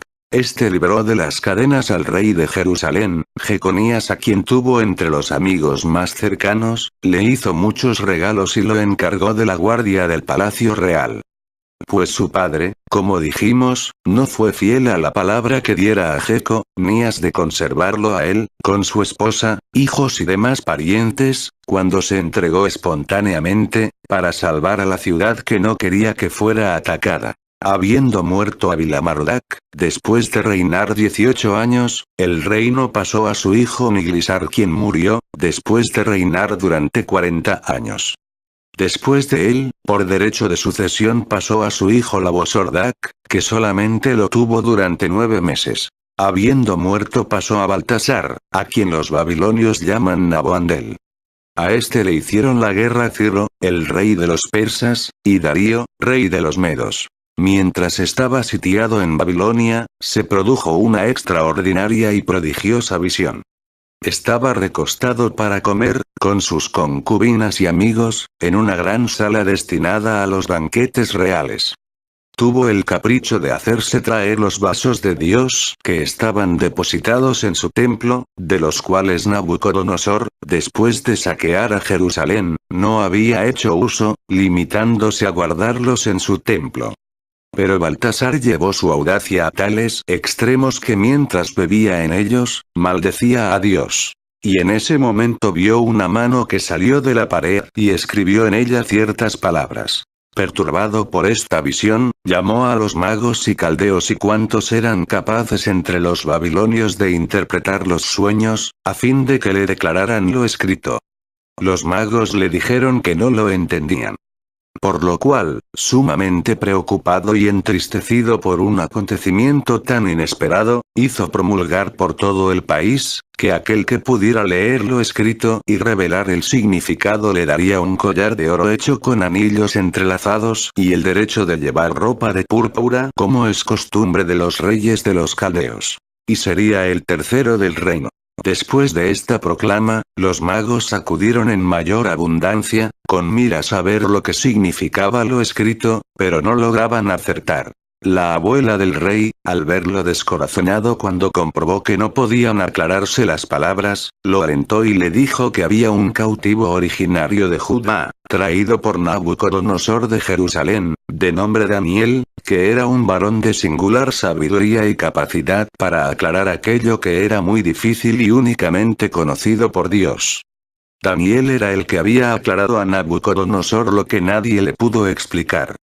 Le aconsejó que lo enviara a buscar y que le preguntara sobre aquellas palabras, para confundir la ignorancia de los que habían fracasado, por terrible que fuera el acontecimiento anunciado por Dios. Oído lo cual Baltasar mandó llamar a Daniel, le dijo que le habían hablado de su fama y sabiduría, informándole que estaba inspirado por el Espíritu de Dios y que era el más capacitado de todos para hallar el sentido de las cosas que los otros ignoraban. Le rogó que leyera la escritura y la interpretara. Si lo lograba, lo vestiría de púrpura, le daría un collar de oro entrelazado y sería el tercero en el reino. Lo haría para honrar y premiar su sabiduría, de modo que fuera considerado el más célebre y se supiera cuál era la causa de su celebridad. Daniel le contestó que se guardara los regalos para sí, pues la sabiduría y la divinidad no se corrompen con regalos, sino que otorgan gratuitamente sus favores a los que los necesitan. Prometió explicarle la inscripción. Le anunció que iba a morir, pues no escarmentó con el castigo sufrido por haber menospreciado a Dios, para portarse piadosamente y no intentar lo que está por encima de la naturaleza humana. Nabucodonosor, a causa de su impiedad, había llevado la vida de una fiera salvaje y solo consiguió misericordia después de muchas súplicas, para que se le restituyeran la condición humana y el reino, y luego, hasta su muerte, elogió al Dios Todopoderoso que cuida de los hombres. Baltasar olvidó estos acontecimientos, blasfemó contra la divinidad y se sirvió de los vasos sagrados en compañía de sus concubinas. Dios, que vio todas estas cosas, se indignó y con aquellas letras le anunciaba su fin. Las letras escritas tenían este sentido. Mane, dijo. Esta palabra, que en griego se traduciría por aritmos, número, indica que Dios ha numerado el tiempo de tu vida y de tu reino, y ya te queda muy poco. Tekel, que significa estazmos, peso. Dios, después de pesar tu reino, te advierte que está a punto de caer. Fares, en griego significa clasma, fragmento, Dios romperá tu reino y lo dividirá entre los medos y los persas. Cuando Daniel declaró estas palabras a Baltasar, este, como era de esperar, se llenó de congoja y dolor. Sin embargo, no negó a Daniel lo que había prometido. Lo cumplió, considerando que la pérdida del reino sería consecuencia de la fatalidad, y no de la profecía. Juzgó, además, que era propio de un hombre probó y justo cumplir lo prometido, por tristes que fueran las predicciones anunciadas. Esta fue su decisión. Poco después el ejército capitaneado por Ciro, rey de los persas, lo capturó a él y a la ciudad. Pues Baltasar era rey cuando Babilonia cayó cautiva, después de haber gobernado durante 17 años. Y este fue el fin de los descendientes de Nabucodonosor. El rey Darío tenía 60 años cuando destruyó el imperio babilonio con su pariente Ciro. Era hijo de Astiages y entre los griegos es conocido bajo otro nombre. Se apoderó de Daniel y se lo llevó consigo a su palacio de Media y lo colmó de honores. Daniel fue uno de los 3 sátrapas que puso al frente de las 360 satrapías 3. Era, pues, Daniel tenido en gran honor y gozaba de gran estima con Darío para todos los asuntos. Darío lo consultaba solo a él en cualquier circunstancia, como inspirado por el Espíritu Divino. Daniel fue envidiado. Es habitual envidiar a aquellos que son estimados por los reyes más que uno mismo. Buscaban cualquier oportunidad para calumniarlo y acusarlo los que querían desacreditarlo por gozar de tanta autoridad ante Darío. Además, puesto que no apreciaba el dinero y ni los regalos, considerando indigno recibirlos, aunque se los dieran honestamente, no ofrecía oportunidad ninguna a sus detractores para acusarlo. No encontrando, pues, nada para hacerle perder la estimación del rey, nada que afectara su probidad, buscaron otros pretextos para quitárselo de en medio. Por eso cuando se dieron cuenta que 3 veces al día Daniel oraba a Dios, se les ocurrió la manera de perderlo. Vinieron al rey y le anunciaron de parte de los sátrapas y gobernadores que les parecía conveniente que, por espacio de 30 días, se determinara que no se hicieran ruegos ni a él ni a los dioses. Y que aquel que faltara a este decreto fuera echado a la fosa de los leones. El rey, ignorando su maldad y sin sospechar, por otra parte, que con ello preparaban una trampa para Daniel, dijo que este pedido era de su agrado. Prometió que lo sancionaría y promulgó un edicto público por el cual se hiciera saber al pueblo lo que los sátrapas habían decretado. Todos respetaron esta decisión, procurando no hacer nada que fuera contra tal mandamiento.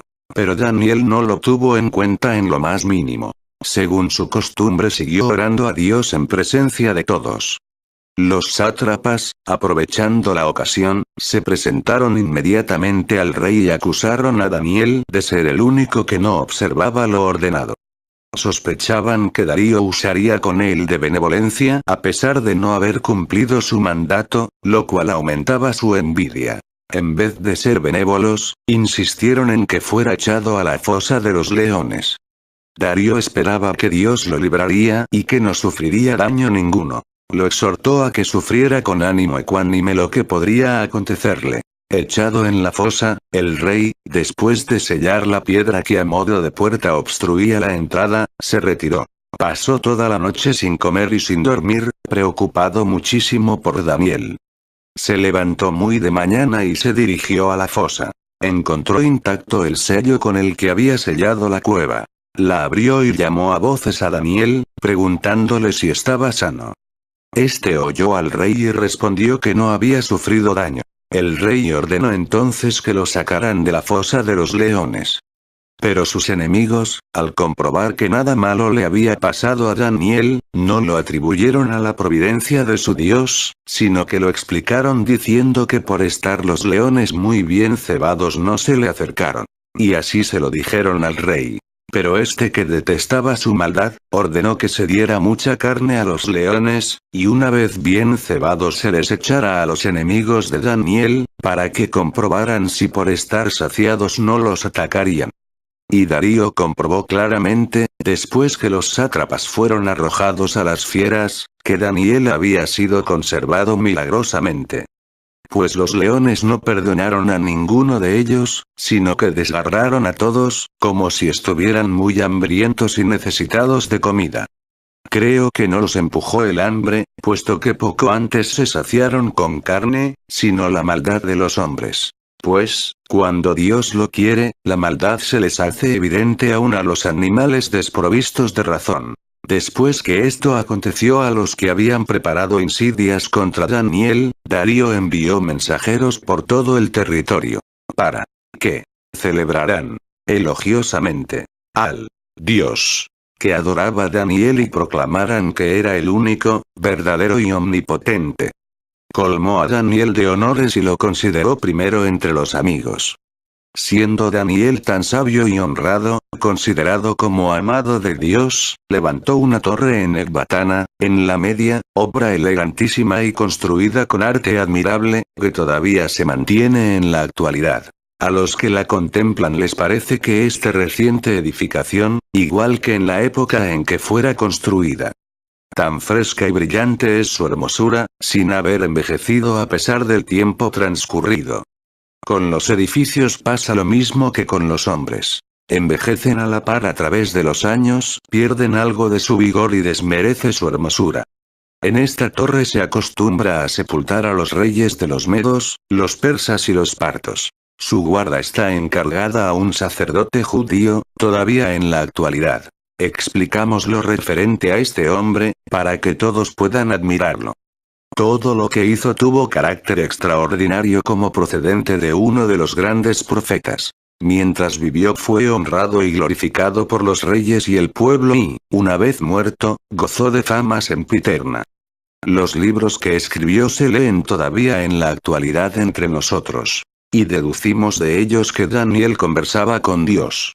No se limitaba, como los otros profetas, a predecir lo futuro, sino que indicaba el tiempo en que los hechos acontecerían.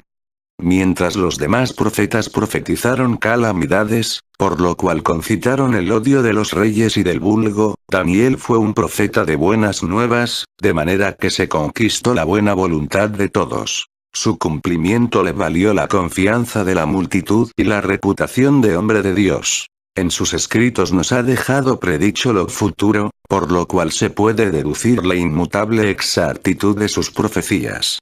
Dice que encontrándose en Susa, capital de Persia, salió a la llanura con algunos compañeros, pero al producirse súbitamente un terremoto quedó solo, pues los amigos escaparon. Se prosternó apoyando el rostro en las manos. Alguien lo tomó y le ordenó que se levantara para contemplar lo que acontecería a las ciudades en el tiempo futuro. Después que se levantó, le fue mostrado un carnero muy grande, de muchos cuernos, el último de ellos mucho mayor que los otros. Luego elevó los ojos al ocaso, y vio un macho cabrío que se lanzaba a través del aire. Cuando se encontró con el carnero, atacóle 2 veces con sus cuernos, lo derribó y lo pisoteó. Después vio que salía de la frente del macho cabrío un enorme cuerno, el cual se rompió, creciendo en su lugar otros 4, vueltos hacia los 4 puntos cardinales. De estos, dice Daniel en sus escritos, salió uno más pequeño, el cual, una vez crecido, le dijo Dios, que era quien le mostraba estos hechos, haría la guerra a su pueblo, se apoderaría de la ciudad, perturbaría las ceremonias del templo y prohibiría que se celebraran los sacrificios durante 1296 días. Esta visión Daniel escribió haberla visto cerca de Susa. Dios le indicó el significado. El carnero representaba los reinos de los persas y los medos, los cuernos indicaban el número de sus reyes, y el último cuerno señalaba al último rey que superaría a todos en riquezas y gloria. El macho cabrío se refería a un rey de los griegos, que por 2 veces se impondría a los persas y así obtendría el dominio y se convertiría en heredero de todo su poderío. El gran cuerno que salía de la frente del macho cabrío indicaba al primer rey. Los otros 4 significaban, con su orientación hacia los 4 puntos de la tierra, los sucesores del primer rey, después que éste muriera y el reparto de su dominio entre ellos. Estos reyes, que no eran ni sus hijos ni sus parientes, gobernarían al mundo durante muchos años. De entre los últimos saldría un rey que atacaría a los judíos y a sus leyes, destruiría su forma de gobierno, saquearía el templo y prohibiría que se celebraran sacrificios durante 3 años. Y en realidad así aconteció, pues nuestro pueblo sufrió tales cosas bajo Antíoco Epífanes, según lo vio Daniel y lo puso por escrito muchos años antes. También escribió Daniel sobre el imperio de los romanos, que sería sumamente dilatado. Todos estos acontecimientos, tal como Dios se los mostró, los dejó consignados por escrito. De modo que los que lo lean y vean cómo se han cumplido, podrán admirar el gran honor que Dios concedió a Daniel, y comprender que los epicúreos están en un error. Porque ellos niegan que exista una providencia en la vida y dicen que Dios no se preocupa de las cosas humanas. Y niegan que todas las cosas de la naturaleza sean regidas y administradas por una naturaleza buena e inmortal con miras a la perenidad del universo, y aseguran que el mundo se desenvuelve por su propio ímpetu sin que nadie lo conduzca. Si el mundo no tuviera, como dicen ellos, alguien que lo gobierne, veríamos que así como las naves sin piloto sucumben en las tempestades y los carros sin un guía que maneje las riendas se destrozan, también este mundo, afectado por un movimiento imprevisto, perecería y se aniquilaría. En vista de las predicciones de Daniel, me parece que están muy lejos de la verdad aquellos que afirman que Dios no se preocupa de lo que hace el género humano. Pues no comprobaríamos que los acontecimientos corresponden a sus vaticinios, si todo aconteciera de una manera automática.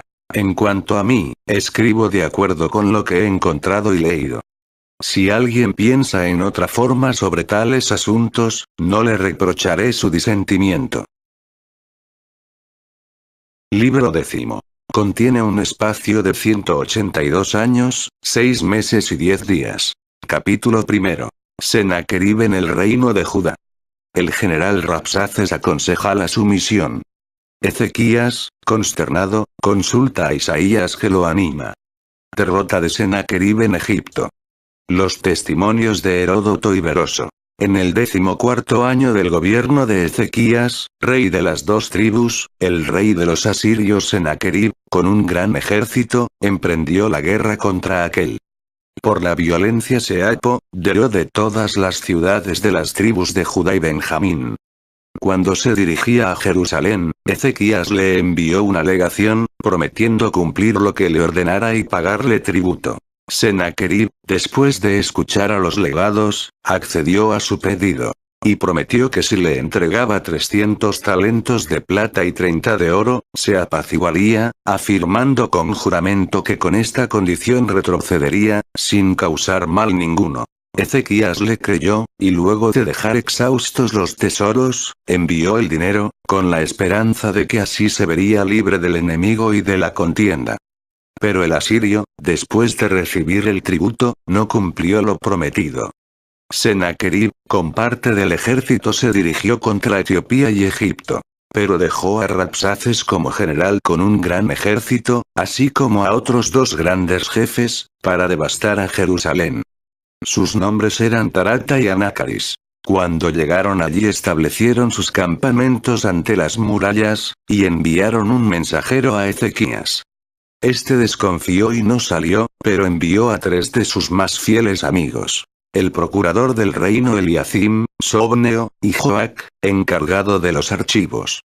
Avanzaron y se presentaron ante los jefes del ejército de los asirios. Así que los vio Rabsaces, el jefe principal, les ordenó que se volvieran y preguntaran al rey, de parte del gran rey Sennacherib, cómo era que tenía tanta confianza y seguridad, que no quería atenderlo ni permitir que su ejército penetrara en la ciudad. ¿Confiaba en que los egipcios triunfaran sobre las tropas del rey? Si esta era su esperanza, se engañaba y se parecía a un hombre que se apoya en una caña rota. No solamente se cae, sino que se hiere la mano.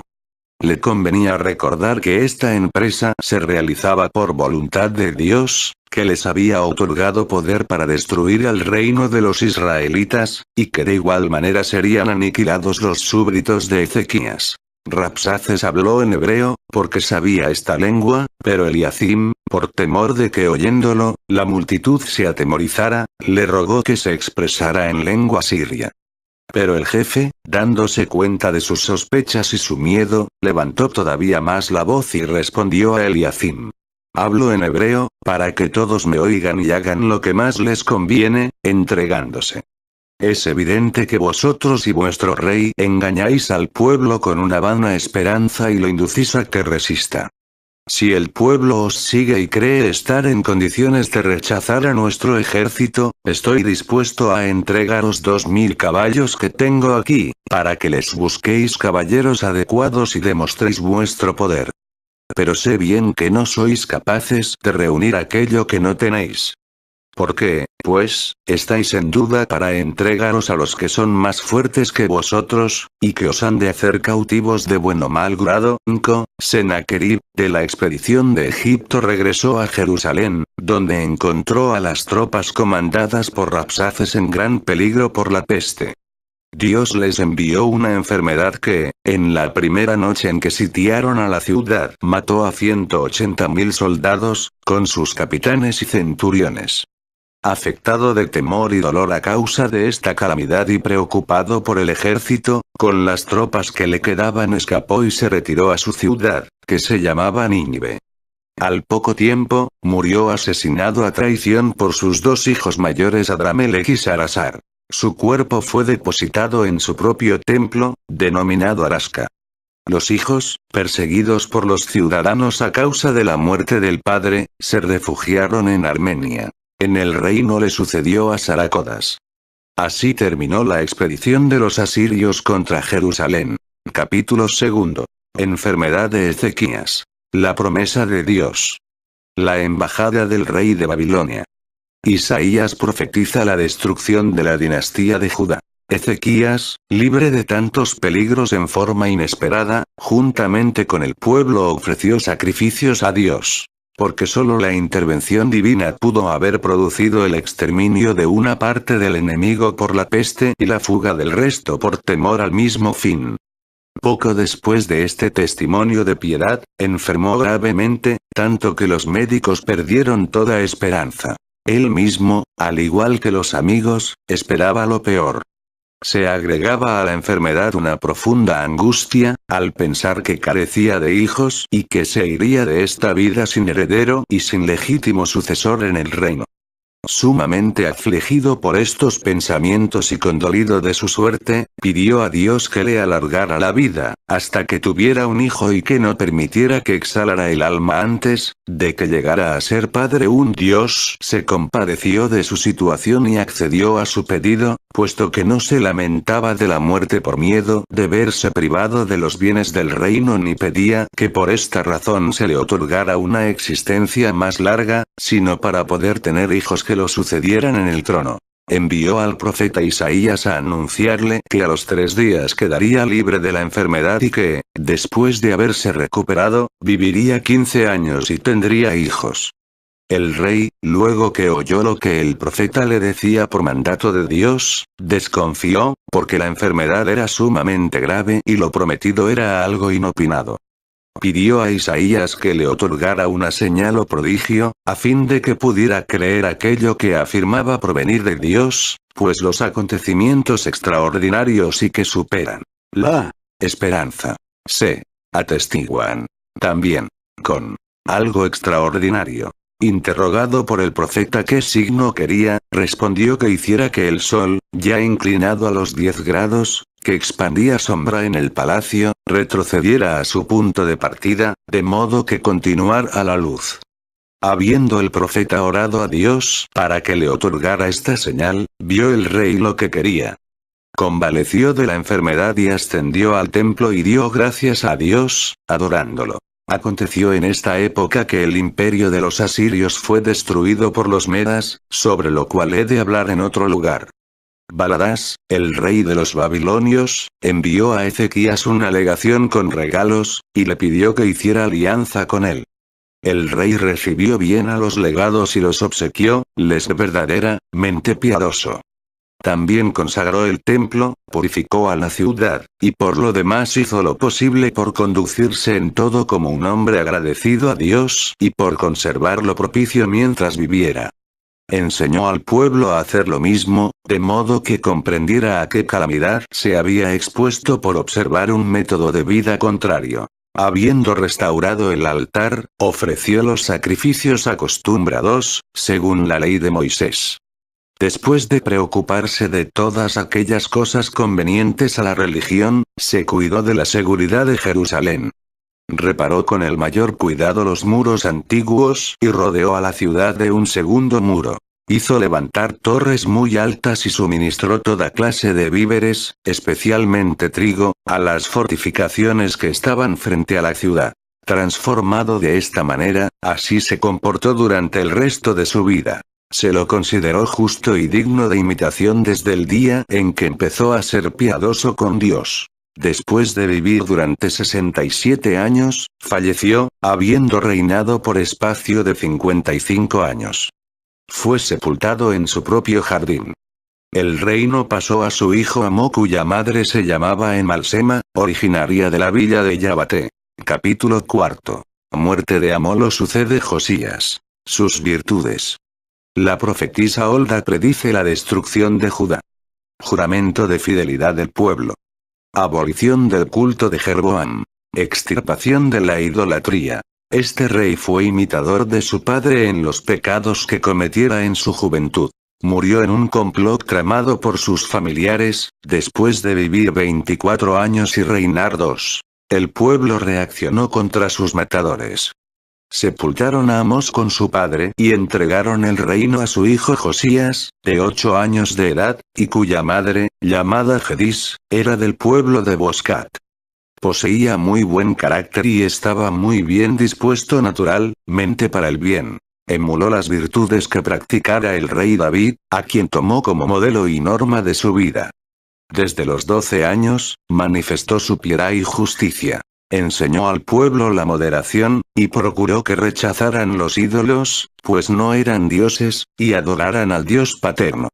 Puesto que se habían apartado de lo que hicieron sus mayores, sabiamente los corregía en los actos menos justos, como si fuera hombre de mucha edad y muy bien dotado para ver lo que más convenía.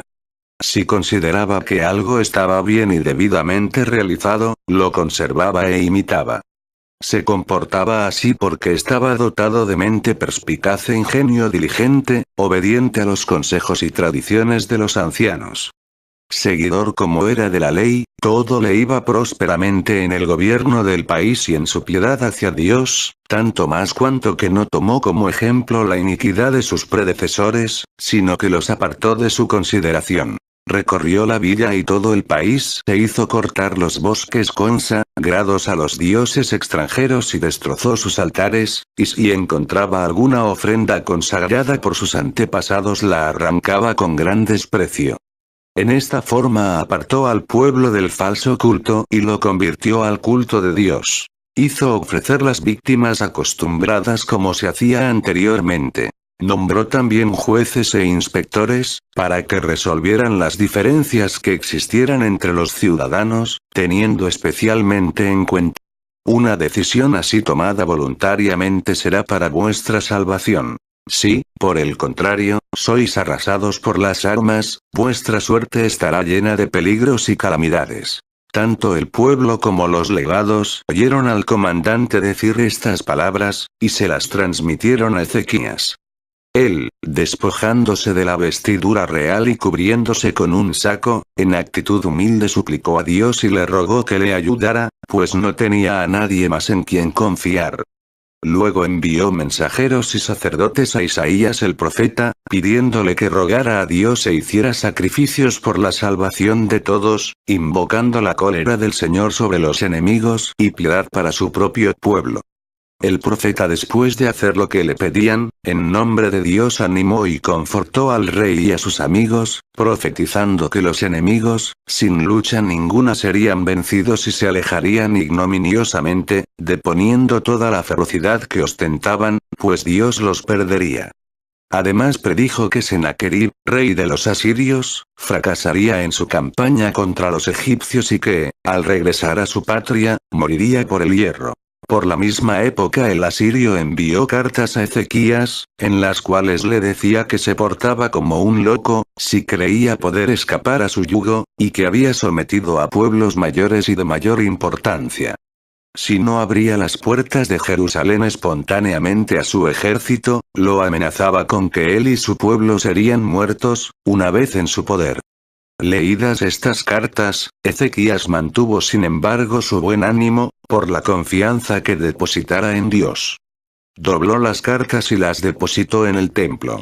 De nuevo rogó a Dios que cuidara de la ciudad y de la seguridad de todos. Isaías, su profeta, le dijo que su súplica había sido oída, que por ahora dejarían de sufrir el asedio del asirio y que, en cuanto a lo futuro, libres de sus ataques, cultivarían en paz sus campos y cuidarían sus asuntos. Poco después el rey de los asirios, habiendo fracasado en su incursión contra los egipcios, regresó a su país sin terminar la empresa, por la siguiente razón.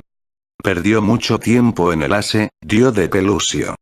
Las plataformas que había levantado para atacar las murallas de la ciudad eran muy altas y estaba a punto de emprender el ataque, cuando supo que Tarsices, rey de Etiopía, con un gran ejército avanzaba por el desierto para ayudar a los egipcios y había resuelto bruscamente invadir el país de los asirios. Estas noticias turbaron a Sennacherib, quien, como dije, antes de dar término a la empresa, se alejó, abandonando a Pelusio. Heródoto, en el segundo libro de sus historias, atestigua que este rey Sennacherib se había dirigido contra el rey de los egipcios, que era sacerdote de Efaistos, y después de sitiar a Pelusio, abandonó el sitio por la siguiente razón. El sacerdote de los egipcios oró a Dios, quien lo oyó y envió una plaga al árabe. Heródoto se equivoca al llamarlo rey de los árabes, y no de los asirios. Narra que una gran multitud de ratones en una sola noche se comió los arcos y demás armas de los asirios. Por lo cual el rey, en vista de que no disponía de arcos, retiró al ejército de Pelusio. En esta forma lo explica Heródoto. También Beroso, que escribió sobre los caldeos, recuerda a Sennacherib, que reinó entre los asirios e hizo guerra a toda el Asia y a Egipto, en esta forma. Ci mostró los tesoros y el armamento y toda su riqueza en piedras preciosas y oro. Además les entregó regalos para el rey Baladás. Isaías fue a verlo y le preguntó de dónde procedían los que habían venido. Respondió que de Babilonia, donde estaba su señor, a los cuales les mostró todo, de modo que, luego de contemplar sus riquezas y abundancia, conjeturando por esto su poder, se lo anunciaran al rey. El profeta agregó: debes saber que, dentro de poco tiempo, estas riquezas serán trasladadas a Babilonia. Y tus hijos, convertidos en eunucos, perdida su virilidad, servirán al babilonio.